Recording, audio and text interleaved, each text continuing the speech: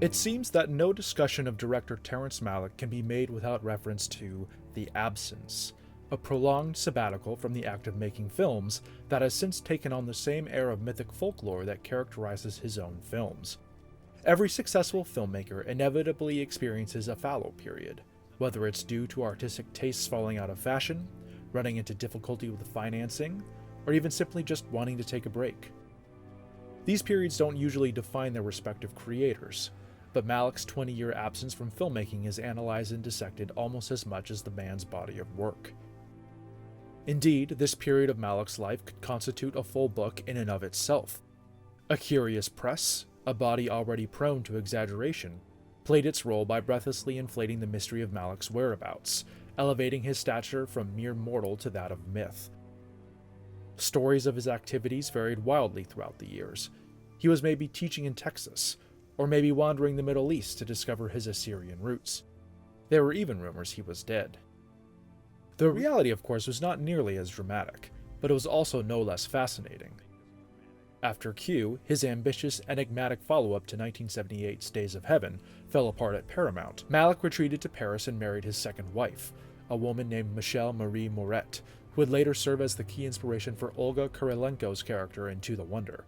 His absence was less of an exile or long-term sabbatical than it was an interminably frustrating period of development hell, with the reclusive director splitting time between Paris and Los Angeles over the ensuing 20 years. Indeed, there seems to be no shortage of aborted projects that financially sustained Malick through this time, with many being shelved because of his producer's impatience with his slow, deliberating pace, as well as his tendency to sidetrack himself with impulsive creative fascinations. These unmade projects included a script about singer-songwriter Jerry Lee Lewis, a story about 19th century psychoanalysis called The English Speaker, and even a dueling Elephant Man project that was cancelled when he learned fellow AFI alum David Lynch was about to make a film on the same subject. There was also an adaptation of Walker Percy's novel The Moviegoer, which got as far as attaching Julia Roberts and Tim Robbins in 1994 before falling apart. Malick wouldn't bury the project for good until the mid-2000s, when he reportedly felt that Hurricane Katrina had all but obliterated the New Orleans depicted in Percy's book. Indeed, it seems the only complete work that Malick brought to fruition during this time was the stage adaptation of Sancho the Bailiff, which debuted at the Brooklyn Academy of Music in 1993 to disappointing box office. 1998 would see Malick finally breaking this spell with a project that successfully made it before cameras. This film, The Thin Red Line, announced his long-awaited return to cinemas, beginning a second coming of sorts that would propel him into the 21st century. The Thin Red Line and 2005's The New World are very much companion pieces, unified not just by a reinvigorated experimental visual aesthetic, but also by a shared tone, scale, and thematic focus. These two films are consumed by an urgent exploration into the dark psyche of imperialism, and the ease with which quote-unquote civilized man sets about plundering the spoils of the natural world. To Malick, the dense jungles of Guadalcanal or the humid wetlands of agrarian Virginia are a paradise conquered. Virgin lands whose innocence has been ripped away by the predatory actions of industrious men unconcerned with the damage they've done. The narrative opportunities on offer here find Malick re-energized after his prolonged hiatus, re-emerging as something like a legendary elder at the peak of his powers.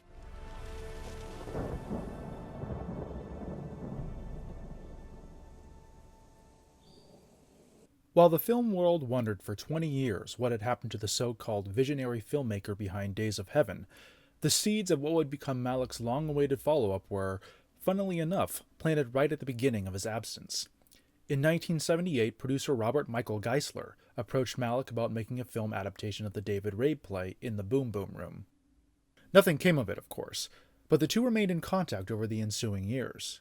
10 years later, Geisler brought fellow producer John Roberdeau along with him to a meeting with Malick in Paris, where they pitched the idea of adapting the D.M. Thomas novel The White Hotel. Malick declined, but he was equipped with a pitch of his own, an adaptation of James Jones's psychologically sprawling war novel The Thin Red Line. Geisler and Roberdeau liked the idea enough to pay him $250,000 to start work on a screenplay in 1989. Geisler and Roberdeau reportedly paid the mortgage on Malick's Parisian apartment while supplying him with an abundance of research material, some of which concerned subjects that must have seemed entirely inconsequential to the task at hand, like Australian reptiles, Navajo code talkers, and Japanese heartbeat drummers. Indeed, it's only with the benefit of hindsight that we can see how these seemingly disparate research materials integrated themselves into the finished product. Nevertheless, Malick's pace dragged on for several years. His attention split between this project and they continued to work on his other script, The English Speaker. By 1995, Malick had burned through $2 million of his benefactor's money, so they pushed him to choose between one project or the other. In the end, The Thin Red Line would win out over The English Speaker, spurred to completion by an offer made by Mike Medavoy, Malick's former agent and now CEO of the upstart production company Phoenix Pictures. Medavoy's cash infusion gave Malick the necessary momentum to bring The Thin Red Line to cinema screens. But this was by no means the end of the film's many production woes. The project was initially set up at Sony Pictures, until they pulled the plug after new studio head John Carley lost his confidence in Malick's ability to deliver the picture under $52 million. Malick and company subsequently found a new home at Fox 2000, who agreed to put up a majority of the financing if Malick could secure 5 stars from a list of 10 interested actors. This caveat was, of course, no problem. Upon hearing the whispers of Malick's long-awaited return to filmmaking, nearly every actor in the industry was banging down his door. With the project fully financed and cast, Malick was all set to commence production on only his third feature film in over 2 decades. There was just one last burst of admittedly avoidable drama before cameras could start rolling. After developing The Thin Red Line with Geisler and Roberto for nearly 10 years, Malick deliberately engineered a falling out. When informing them that they would be banned from the set entirely, he used the reasoning that George Stevens Jr. would be serving as the film's producer on location, and Fox was allegedly allowing the ban in retribution for Geisler and Roberto denying Stevens an above-the-line credit. Malick failed to mention, however, that he also had a clause secretly added to his contract in 1996, which barred the 2 men from participating during the shoot. It's difficult to excuse Malick's actions here, even if the producer-director relationship is often fraught with perilous differences in opinion. Especially within the realm of studio filmmaking, a fragile harmony must be struck between the voices of art and commerce. If anything, Malick's unexpected power grab speaks to the shamelessly indulgent artistic sensibilities he'd cultivated during his long hiatus, as well as his blossoming disregard for the conventions of contemporary filmmaking. As a result, The Thin Red Line becomes a decidedly singular expression from a man intent on blowing up the conventions of the war genre entirely. Indeed, the finished product asserts Malick's long-awaited return as one man's all-consuming crusade to redefine the visual language of cinema itself, subjecting himself to a high-stakes gambit to reach a deeper emotional truth about our shared human experience. This has nothing to do with cowardice or inefficiency. Look at this jungle. Look at those vines, the way they twine around the trees, swallowing everything. The Thin Red Line details the Battle of Guadalcanal in 1942, a key event in World War II that gave American forces their first toehold in the Pacific as they advanced against the Japanese. Malick's approach, like the source novel, adopts the multiple perspectives of the Soldiers of C Company, a conceit that weaves a rich, sprawling tapestry about the emotional cost of warfare, while making full use of the director's philosophical fascinations. The story follows C Company's initial beach landing and their bitter fight to take Mount Austin, following through to their hollow victory over the Japanese as they venture deeper inland. The cast is a literal who's who of major Hollywood stars and character actors from the late 90s, boasting appearances from Thomas Jane, Nick Stahl, Jared Leto, Tim Blake Nelson, Woody Harrelson, John C. Reilly, and John Cusack, amongst many others. In an inspired move, Malick limits the presence of high-profile talent like John Travolta and George Clooney to mere cameos, evoking the prestigious celebrity status that officers frequently enjoy amongst the rank and file.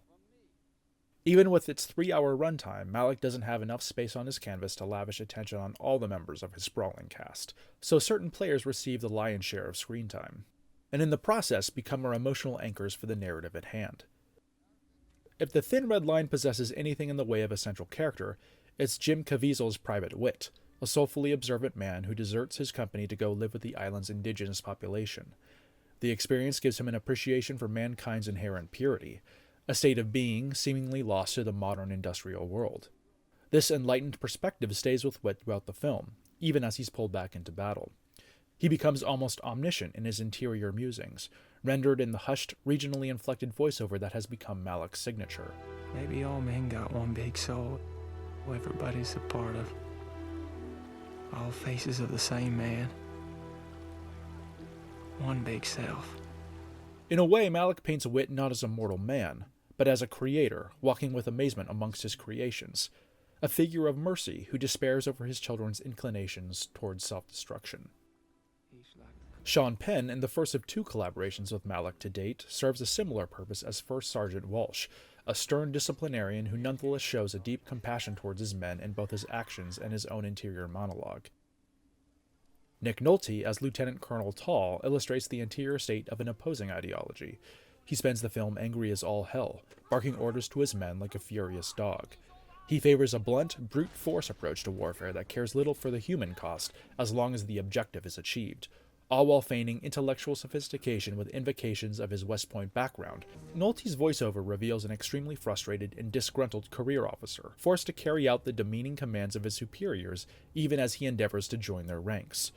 Blind obedience and self-sacrifice is the only way to advance, which is why he comes into such explosive conflict with Alias Koteas' Captain Steros, a conflicted and compassionate underling who defies Nolte's character by refusing to send his men into a veritable meat grinder with very little tactical benefit. Ben Chaplin and Dash Mihawk are gifted with ruminative voiceover moments of their own, becoming key figureheads of Malick's larger vision despite their relative inconsequence. Mihawk's internal monologue displays his character's growth from a smug, relaxed private to a stunned combat veteran horrified by what he's seen, while Chaplin's subdued thoughts linger on the lover he left back home, played by Miranda Otto in fleeting flashbacks, the only female figure in the film that's not also a member of the island's indigenous population.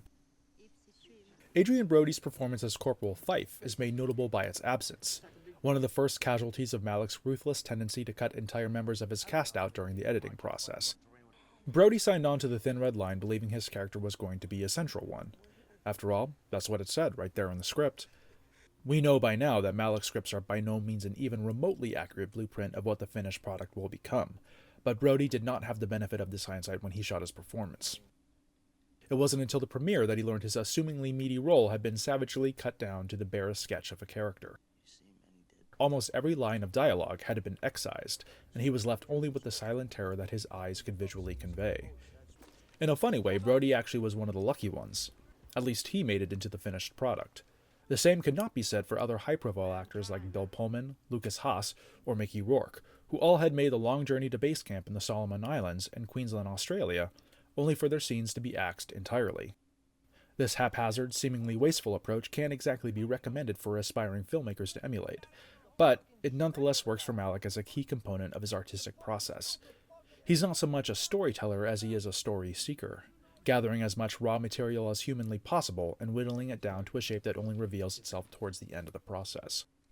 Case in point, The Thin Red Line was shot over 100 days, generating 1 million feet of film. There's simply no way to make that omelet without breaking an obscene number of eggs. It speaks to Malick's mythic stature amidst the industry that many actors stayed on for those 100 days, even after they had finished all of their scenes, just so they could sit and observe the mysterious filmmaker at work. The Thin Red Line was released the same year as Steven Spielberg's World War II opus Saving Private Ryan, the former's existential unmooring standing in stark contrast to the latter's more accessible message of warfare's immediate pain and terror. It's not hard to see why Saving Private Ryan enjoyed a higher profile at both the box office and during awards season. The Thin Red Line is decidedly uncommercial. It's a long, incredibly dense masterwork that applies abstract philosophical thought to the framework of the action-oriented war genre. That's not to say the film wasn't a success. Indeed, Malick's big return to filmmaking after 20 years was hailed as a major achievement and one of the year's best films. Generally positive reviews and a Golden Bear Award from Berlin fueled a $98 million gross at the box office, followed by a sweep of Oscar nominations including Best Picture, Best Adapted Screenplay, Best Cinematography, Best Sound, Best Editing, Best Score, and Malick's first nomination for directing. Malick's reclusive nature made for a peculiar show at the Oscars ceremony. When his name was announced in the directing category, the telecast showed only a picture of a chair with his name on it. While it ultimately went home empty-handed, The Thin Red Line nevertheless re-established Malick at the forefront of American cinema after 2 decades of silence. The mysterious, reclusive filmmaker was officially back in action, armed with a stunning meditation on the inhumanity and emotional devastation of war that continues to resonate as a modern classic. They're coming. Make peace with him. He won't accept peace. Why would he? Come away. Where would we live? Having built his cinematic career on the mythic foundations of America, Malick's desire to tackle a film about its origins would seem a natural move. Indeed, the director had long harbored a desire to realize his vision of the founding of the Jamestown settlement in Virginia and its accompanying legend of Pocahontas and Captain John Smith. His first step of the story dates back to the late 1970s, shortly after the completion of Days of Heaven. He no doubt tinkered away at the idea during his ensuing 20-year sabbatical from the industry, but it laid otherwise dormant until his reemergence in 1998. Disney had released their own take on the Pocahontas story 3 years earlier, taking some of the wind out of Malick's sails, even as he expressed his personal fondness for the now classic animated feature. After the success of The Thin Red Line, Malick turned his attentions to a project about Che Guevara's failed revolution in Bolivia, a story that would later be realized in 2008 by director Steven Soderbergh with the second half of his two-part epic, Che. When Malick's Che project ultimately failed to find financing, leaving his development slate relatively wide open, his longtime editing partner Billy Weber reminded him of his old project about the Jamestown settlement. Ever since reading the original draft from the 1970s, Weber had repeatedly expressed his desire to see Malick tackle a project he called The New World. And this time, Malick agreed. Malick's vision of the Jamestown settlement during the early 1600s blends factual accounts with apocryphal myth to become a towering meditation on both the destructive imperial nature of advanced civilizations, as well as love's ability to transcend linguistic and societal barriers. There is actually no factual account that Captain John Smith and the Algonquian Princess Pocahontas cultivated a romantic relationship. Indeed, their significant age difference alone would have made such a prospect unlikely. Nevertheless, the legend endures, and it is upon this legend that Malick bases his staging of Virginia's complicated and bloody origins. The settlers of Jamestown sailed from England to the New World looking not just for a passage or trade route to the Indies, but also for a fresh start. However, they brought with them the centuries of xenophobia, distrust, and craven greed that marked their imperial homeland. They came not as settlers, but as conquerors, drunk on rumors of the untold riches that awaited them across the sea.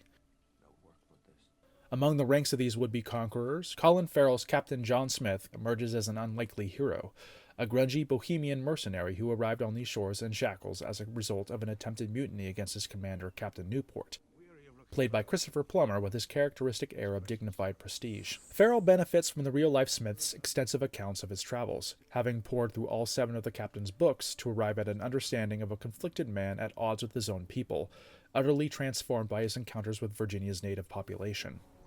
When he's ambushed and captured by members of a local tribe headed by August Schellenberg's Chief Powhatan, he finds himself facing imminent execution. That is, until Powhatan's teenage daughter, Pocahontas, throws herself on her father's captive and appeals to his begrudging compassion. As depicted by newcomer Q'orianka Kilcher in a revelatory performance, Pocahontas is a lively free spirit, inspiring Smith to appreciate the wonder of the natural world that surrounds him. What begins as an effort to teach each other their respective languages for trading purposes blossoms into a full-throated romance for the ages, albeit one that threatens to tear the early Jamestown settlement apart at the seams. As tensions between the settlers and the natives spill out into open conflict, these star-crossed lovers are forced to choose between their people or each other, pulled apart by the increasingly overwhelming forces that shaped America's beginnings. As the filmmakers themselves are quick to point out, the New World's title works on 2 levels. There's the New World the settlers experience in Virginia, and then there's the New World experienced by Pocahontas when she sails to England, for an audience with the king and queen, played by seasoned character actor Jonathan Pryce and Malick's third wife, Alexandra. Pocahontas finds herself a stranger in a strange land, its cobblestone streets and manicured topiaries standing in stark contrast to the untamed wilderness of her home. Surrounded by the trappings of Anglo-Saxon civilization, she becomes an exotic specimen, comforted only by her husband's loyalty and a watchful guardian from her tribe back home, played by Wes Studi. In the first of several performances for Malick, Christian Bale assumes the guise of Pocahontas' husband, John Rolfe, a tobacco farmer and widower who takes the exiled Pocahontas into his homestead when news arrives that John Smith has perished at sea. Bale is no stranger to the Pocahontas legend, having played the role of Thomas in Disney's animated version prior, but here he serves as an emotional rock for the Algonquian princess during the later stage of her life. His quiet compassion knows no bounds, especially when Smith reemerges alive and well, and Pocahontas must make an extremely difficult decision. The New World's expansive canvas affords ample room for key supporting players to emerge, like David Thewlis's treacherous usurper, or Ben Mendelsohn's supportive settler. Some familiar faces from The Thin Red Line also join the fray in minor roles, like Ben Chaplin and John Savage. There's little doubt that The New World stands as a staggering achievement by any filmmaker's standards, but for Malick in particular, the film would struggle through several rounds of releases before achieving its latter-day status as a milestone work in his canon.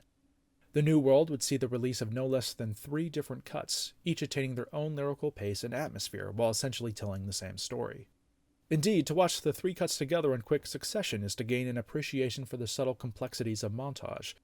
More specifically, the manner in which the shortening or lengthening of shots can generate a cumulative impression or energy that's entirely different to an alternate timing of the same sequence.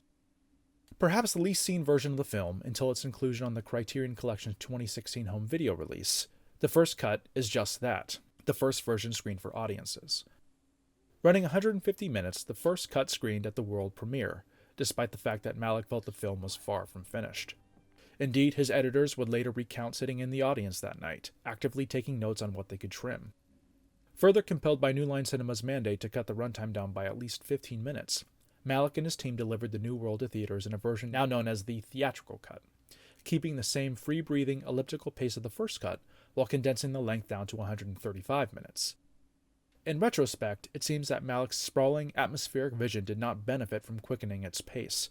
Many contemporaneous reviews, while mostly positive, express an opinion that the narrative was too meandering, or didn't give enough time for weighty plot points to properly sink in. The late Roger Ebert, however, had nothing but high praise. His 4-star review echoed the sentiments of other prominent critics like Mick LaSalle of the San Francisco Chronicle, joining a growing chorus that praised the film as an outright masterpiece. Unfortunately, mass audiences more attuned to the straightforward conventions of mainstream cinema didn't share this sentiment. In the eyes of the industry and its lofty financial expectations, The New World's $30 million take on opening weekend was a major disappointment, despite being enough to recoup the production cost. The third version of the film, known as the Extended Cut, was first distributed via New Line's special edition reissue shortly after its initial home video release. Running a staggering 172 minutes, the Extended Cut differs quite substantially from the 2 versions before it. The longer runtime, longer even than the first cut, creates much more of an experiential atmosphere, lingering on its sublime compositions while fleshing out its protagonist's interior thoughts in deeper detail. A distinct literary influence courses through the Extended Cut, beginning with a direct pull quote from Smith's journals and continuing on with chapter-like intertitles that break up the ensuing action into distinct blocks of story. In the years since, Malick's Extended Cut has emerged as the definitive version of The New World, but each of the other 2 cuts remain equally valid expressions of his immersive vision. The work as a whole, even when compared against its multiple variants, has endured over the past decade, enshrining itself in our collective cultural memory as a new classic of American historical cinema. One that brings renewed vigor, immediacy, and most importantly, humanity to a turbulent period long since relegated to stately oil paintings on canvas.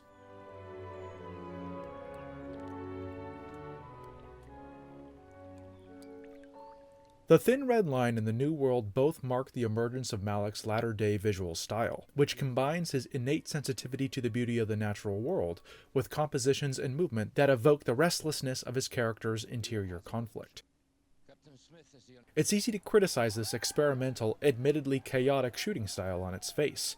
After all, filmmaking as a commercial medium lends itself to nothing less than a disciplined, organized approach.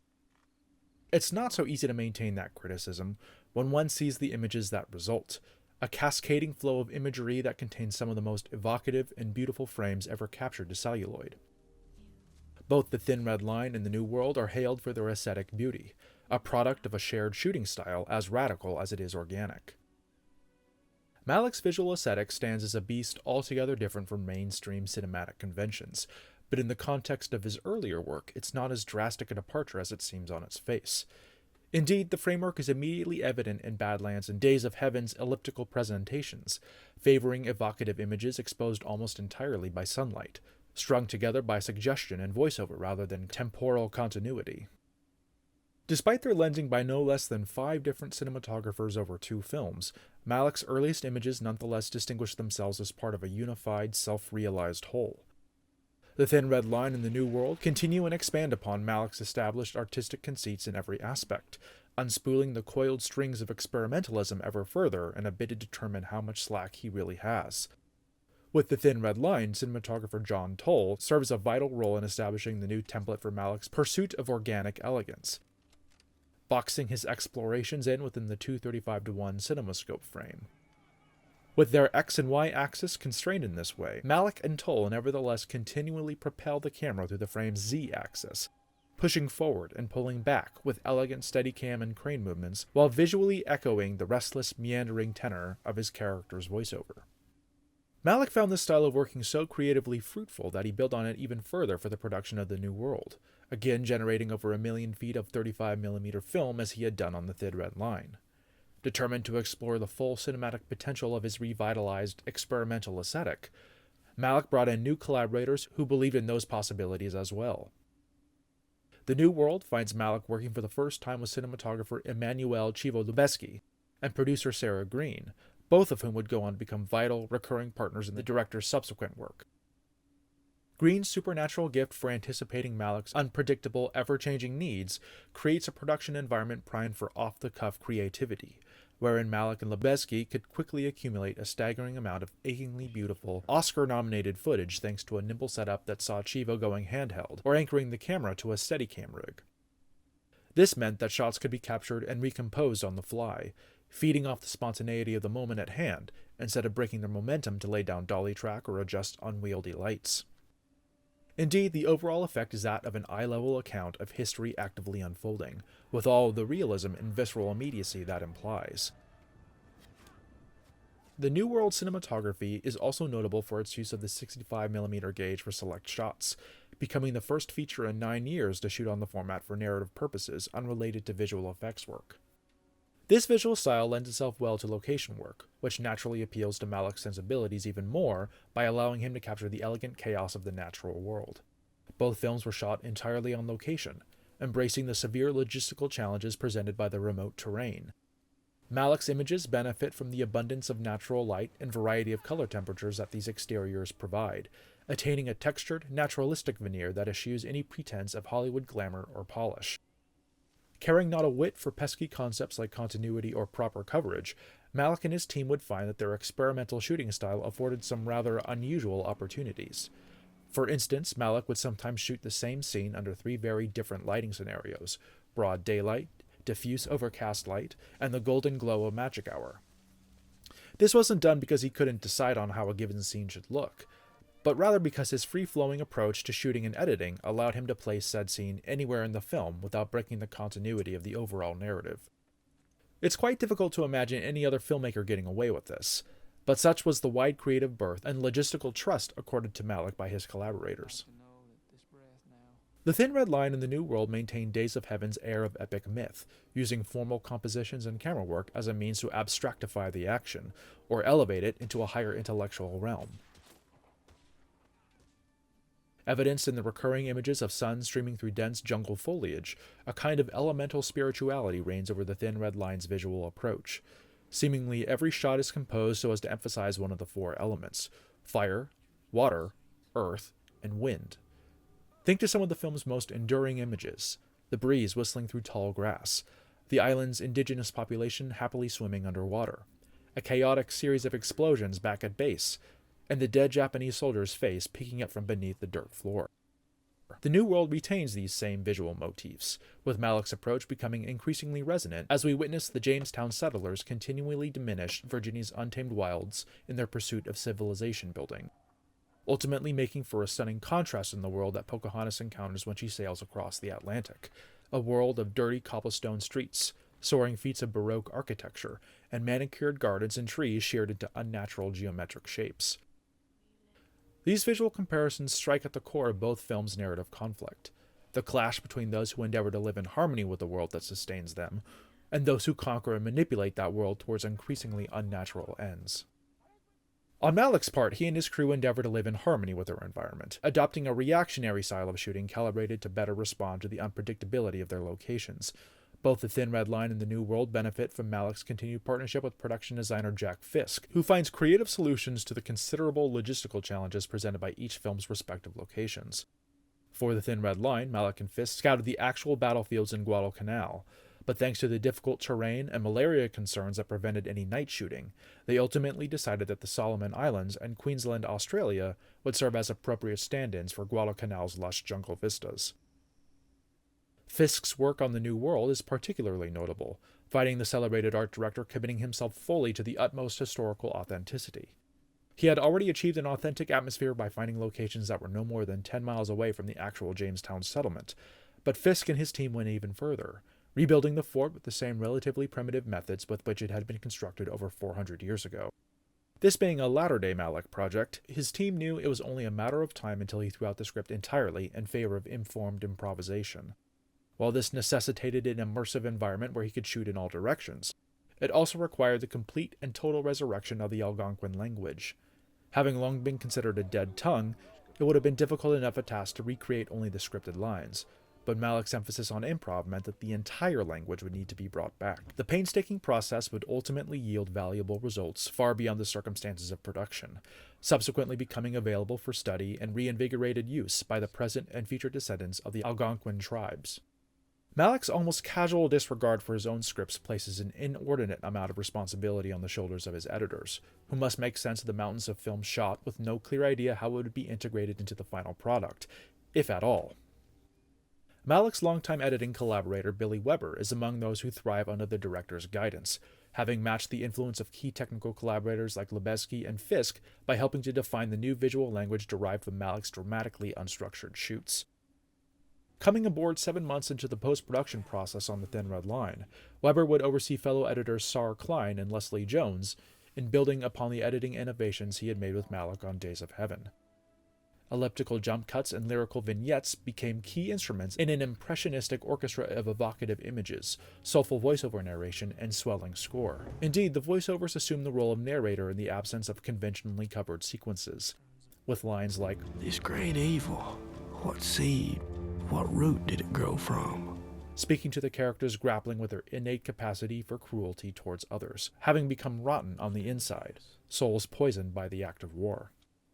While Weber only served as an associate producer on The New World, he no doubt wielded sizable influence over the post-production team of Sarah Klein, Hank Corbin, Richard Chu, and Mark Yoshikawa, helping them unlearn what they had learned on other more conventional jobs by demonstrating the potency of Malick's voiceover template. You are a mother. It's here that we encounter the first of Malick's recurring references to a single cosmic soul as Mother, finding Pocahontas using the term in hushed, prayer-like voiceovers to invoke the creation that surrounds her. Her ephemeral, abstract monologues contrast with Captain Smith's matter-of-fact narration, which itself was derived from Smith's many writings about his travels. Both monologues profess a profound awe towards this untouched paradise, a desire to become one with it rather than tame it. This is the root of their connection, which renders their surface differences as minor obstacles easily overcome by simply listening to each other. Malick weaves these interior sentiments together into a coursing river of thought and speech, sometimes even overlapping the voiceover with the diegetic dialogue to create an immersive audio mosaic that's not supposed to be necessarily listened to, but rather absorbed on a penetrating subconscious level. To take a job, any job on a Malick production, is to subsume one's own ego or die trying. Christopher Plummer publicly expressed his desire to never work with Malick again after learning that his performance in The New World had been chopped to bits in the final edit. Malick is unafraid of bruising the egos of his collaborators in pursuit of his vision, and those who excel in the face of challenge are the ones who keep coming back to the director's fold time and time again. In this regard, the composers on Malick's films don't tend to do as well. The mileage one gets from the experience depends on one's individual ego, and on The Thin Red Line and The New World, famed composers Hans Zimmer and James Horner had decidedly different outlooks on their time with Malick. Zimmer reportedly composed over 4 hours of music for The Thin Red Line, but much like Malick's seemingly merciless excision of his actors in the edit, little of the maestro's score was actually used.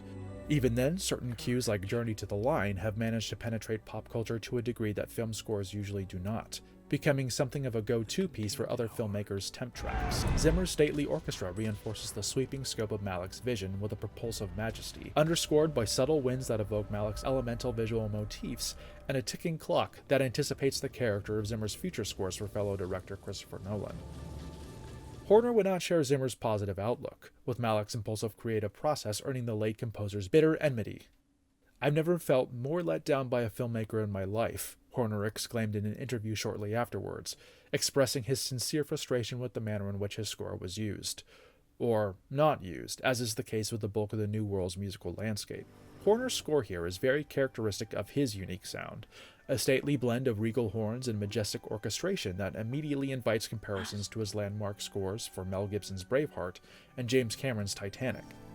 Indeed, Horner's approach underscores his initial impression that the New World would replicate the alchemy of sweeping romance and epic historical drama that made Titanic such a cultural phenomenon. He even wrote an original song sung by Haley Westenra called Listen to the Wind, in a somewhat transparent bid to succeed Celine Dion's My Heart Will Go On.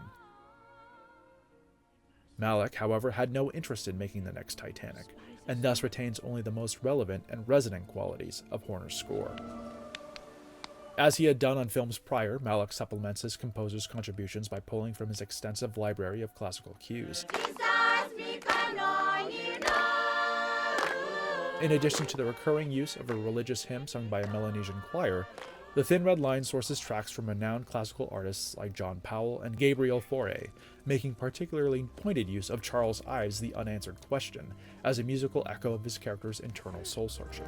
The New World creates an aura of mythic timelessness and a rapturous sense of destiny, with well-chosen cues like Wagner's Vorspiel to das Rheingold and Mozart's Piano Concerto No. 23. In choosing such operatic cues, Malick certainly runs the risk of inflating the New World with the air of pompous self-importance.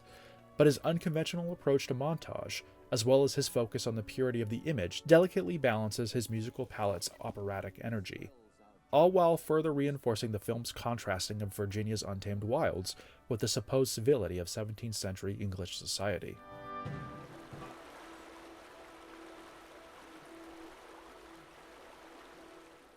The mythic posturing that formed the thematic bedrock of Badlands and Days of Heaven remains throughout both The Thin Red Line and The New World.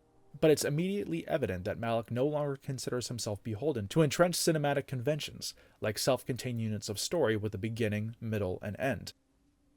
Instead, we are treated to suggestive, fleeting moments that harken back to the ideological purity of Sergei Eisenstein's pioneering theories on Soviet montage, whereby it's in the manner in which shots are strung together, rather than the images themselves, that gives a scene meaning. It's easy for conventionally minded critics to dismiss this approach as superficial or pretentious, made empty by the absence of action or plot progression. But such takes tend to betray a lack of attention or understanding at best, or a willing close-mindedness at worst. Indeed, how one feels about Malick's work as a whole often depends on how one feels about cinema as a whole, on a base level, whether it functions as art or commerce. The Thin Red Line and The New World posit that cinema can be both, leveraging their Hollywood-sized budget and historical epic frameworks to convey intimate, abstract ideas about man's place in the natural cycle of life, death, and rebirth. The creation that surrounds the film's narratives, lush backdrops, colorful wildlife, the eloquent cadence of the character's innermost consciousness and self-awareness, is all-encompassing. No individual part is more important than the other. Man, and the natural environment that surrounds him, is simply part of one larger and interconnected cosmic soul. Malick's evocative cutaways illustrate this conceit, painting a larger portrait of the devastation that warfare and imperialism brings to this soul with no more complex an image as a wounded bird trying to stand on its feet in the trampled brush, or a woman standing in a scarred clearing piled high with felled trees. As mentioned before, The Thin Red Line was made and released at the same time as Saving Private Ryan. The two works, even to this day, are locked into something of an eternal competition, their shared subject matter inviting constant comparisons that seek to identify the quote-unquote better film. Such debates tend to miss the point, as their differences extend far beyond which theater of the war their respective stories take place in. Saving Private Ryan is a film about the horrors of war and the extraordinary courage of the men who fight it, whereas The Thin Red Line uses the prism of war as a psychological device, enabling an intense meditation on the damage that armed combat does to a man's soul, while simultaneously expressing the conflicting idea that war is simply part of the natural order of civilization, not unlike a cleansing wildfire making room for an ecosphere to begin anew. This naturally calls for an abstract, introspective approach that stands in stark contrast to Saving Private Ryan's visceral grit and chaotic handheld photography. Indeed, Malick's depiction of the Japanese forces, the so-called enemy, is just as compelling and humanely oriented as his treatment of the Americans. At first, they aren't seen at all, belching out a fusillade of bullets from their vantage point high up on the hill. They are, in effect, an unseen force, lethal in nature. As we push forward with the American perspective, we get closer and closer to the Japanese. Shapes turn to silhouettes, then to recognizable human features.